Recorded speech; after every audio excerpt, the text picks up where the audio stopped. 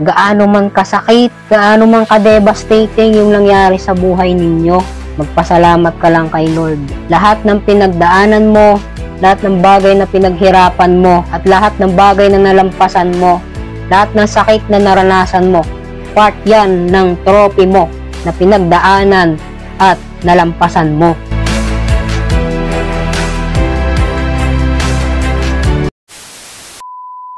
Sa video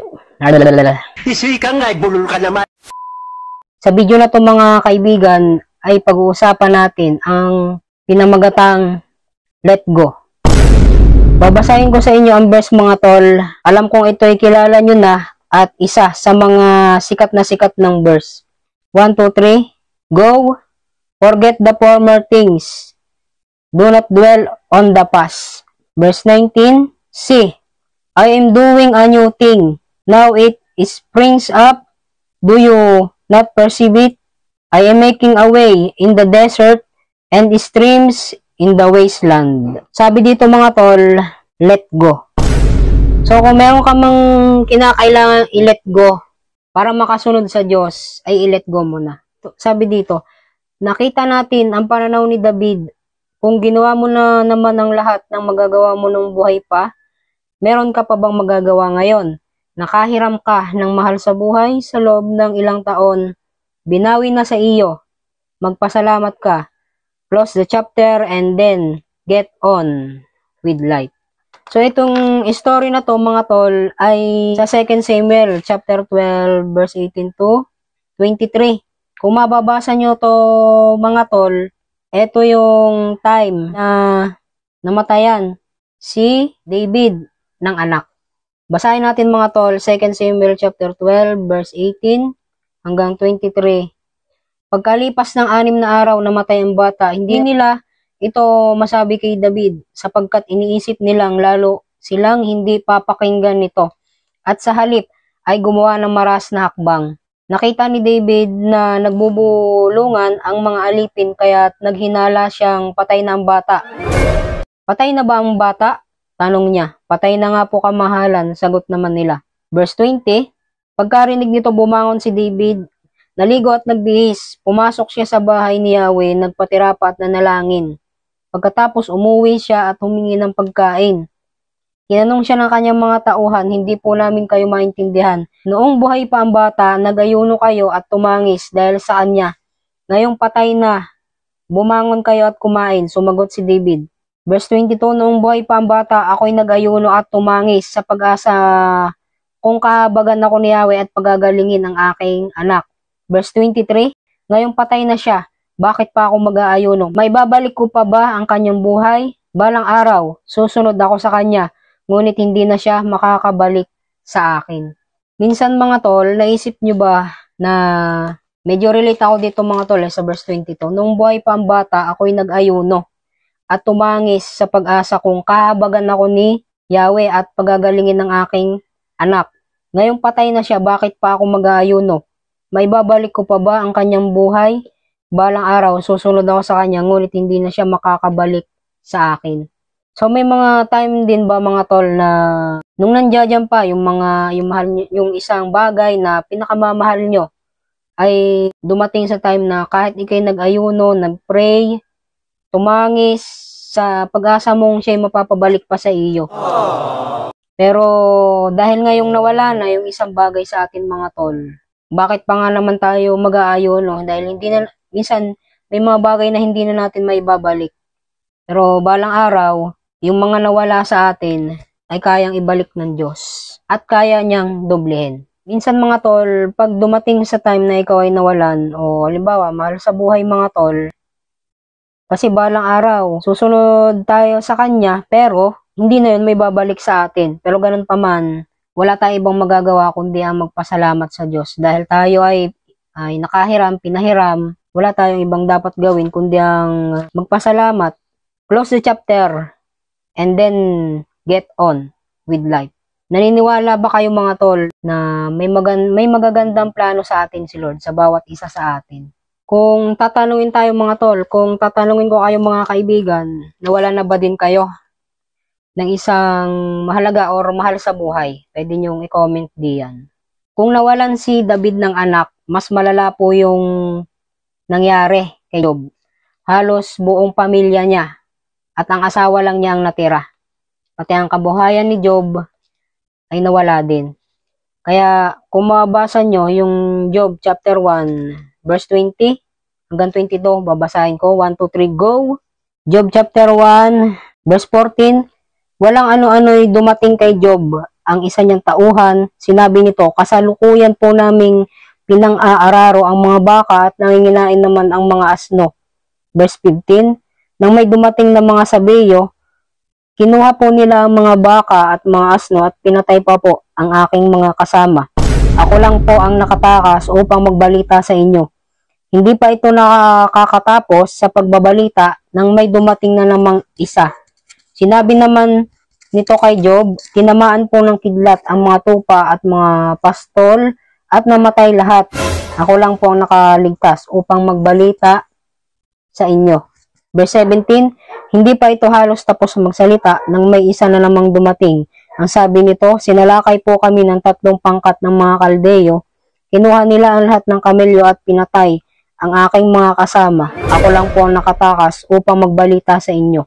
Verse 18, hindi pa rin ito halos tapos magsalita nang may dumating na namang isa at nagsabi, habang ang mga anak po ninyo ay nagkakainan at nagiinuman sa bahay ng panganay nilang kapatid. Verse 19, hinampas po ng napakalakas na hangin ang bahay at bumagsak. Nabagsakan po sila at namatay lahat.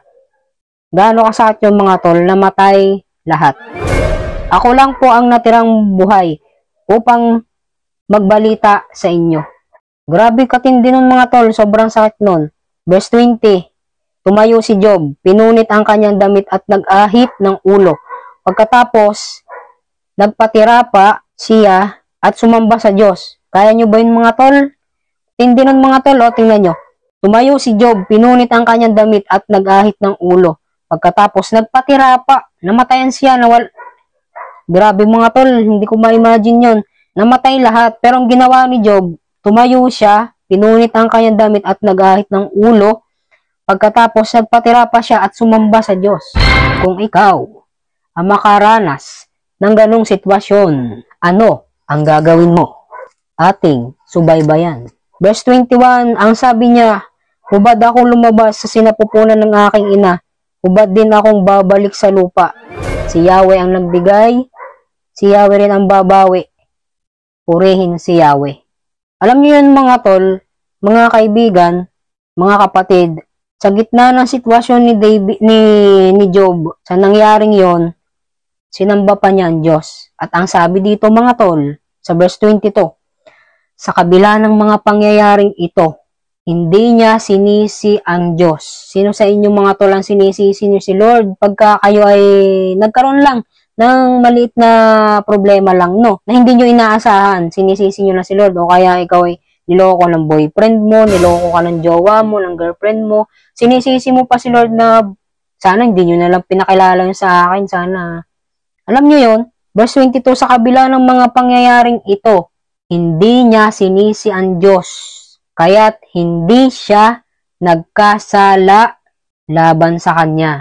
Ganun pala yung mga tol, pagka sinisi mo ang Diyos, nagkakasala ka kay Lord. Alam nyo mga tol, gaano man kasakit, gaano man ka-devastating yung nangyari sa buhay ninyo, magpasalamat ka lang kay Lord. Lahat ng pinagdaanan mo, lahat ng bagay na pinaghirapan mo, at lahat ng bagay na nalampasan mo, lahat ng sakit na naranasan mo, part yan ng trophy mo na pinagdaanan at nalampasan mo. Marami mang nawala sa buhay mo, kayang ibalik, doblehin yan ng Diyos. Kaya kung nawalan ka man, hindi pa katapusan ng mundo. Meron pang magandang plano ang Diyos, mas matindi at mas high-tech. May maganda pang plano sa iyo ang Diyos, hindi mo lang alam. Lahat ng nangyari sa iyo mga tol, part yan ng story. Halimbawa, meron kang napanood na isang kwento. Kasi ang kwento, laging meron yang conflict. Ibig sabihin, merong panimula, merong conflict, merong pang wakas. Ang story kasi mga tol na walang conflict, kumbaga yung hindi nagkakaproblema ng konti, parang boring. parang hindi entertaining. Kasi ang kwento na walang conflict, no, hindi entertaining. Kaya yung mga story natin, yung mga nangyari sa buhay natin, pagdating ng araw, yan ang magiging testimony mo. Your story will turn into testimony. Minsan, tinuturuan lang tayo ng Diyos na maging matibay at matatag kung hanggang saan tayo sa pananampalataya natin sa Diyos. Minsan lang tayo mabuhay sa mundo, kaya gandahan mo ang story mo. Huwag kang magreklamo kapag pagod ka, magpahinga ka lang, matulog ka lang. Kapag malungkot ka, tumawa ka lang. Kapag may tagumpay ka, mag-celebrate ka. Dahil darating ang panahon, darating ang araw, lahat ng yan ay magiging kalakasan mo. Kung iisipin natin mga tol, yung story ni David at ni Job, sobrang sakit nun. Pero ganun pa man, ang buhay natin ay parang ma-action pelikula. Daranas tayo ng matinding hirap at mga pagsubok. Pero may dumating man sa atin na maliit na bagay, ay matuto tayong magpasalamat. Yung mga nangyayari sa atin mga tol na hindi maganda, yan ay story lang. Maniwala ka lang. Maniwala ka lang una kay Lord at sumunod ka lang. Hindi ka iiwanan at hindi ka pababayaan ng Diyos. Deuteronomy 31:6. He will never leave you nor forsake you. He is the same yesterday, today, and forever. Pag naniwala ka at sumunod ka kay Lord, kapag hinayaan mo na ikaw ay pagharian ng Diyos at sumunod sa kanyang kalooban, lahat ng bagay na pangangailangan mo ay idadagdag sa iyo ng Diyos. Dito sa story ni Job mga tol, meron siyang kaibigan na ipinag-pray. Dito sa Job chapter 42, verse 9 to 10, dito na ako magtatapos mga tol. Ganoon nga ang ginawa ni na Eliphaz na Temaneo, Bildad na Suhita at Zophar na Naamita, at ang panalangin ni Job ay dininig ni Yahweh. Meron kasi ditong kaibigan si Job na sina Eliphaz na Temaneo, si Bildad na Suhita at si Zophar na Naamita. Inutusan to ni Yahweh na mag-alay daw silang tatlo ng 7 tupa, 7 toro. So sinunod ng mga kaibigan ni Job si Lord. Ganun nga ang kanyang ginawa, ano? Sabi doon, ipapanalangin kayo ni Job. Siya lamang ang papakinggan ko para hindi na kayo pagbayarin sa inyong kahangalan dahil sa hindi ninyo paglalahad ng buong katotohanan tulad ng ginagawa niya. Verse 9, ganon nga ang ginawa ni na Eliphaz na Temaneo, Bildad na Suhita at Zophar na Naamita at ang panalangin ni Job ay dininig ni Yahweh. So kapag ka pala ikaw ay sumusunod kay Lord, ay dinidinig ng Diyos yung panalangin mo. Eto na, ang pinakamatindi mga tol. Verse 10, ang kabuhayan ni Job ay ibinalik ni Yahweh sa dati. Kita nyo mga tol, nang ipanalangin nito ang tatlong kaibigan. Kapag ka pala mga tol, meron kang ipinapanalangin. No? Tamo, ibinalik ni Yahweh sa dati nang ipanalangin nito ang tatlong kaibigan.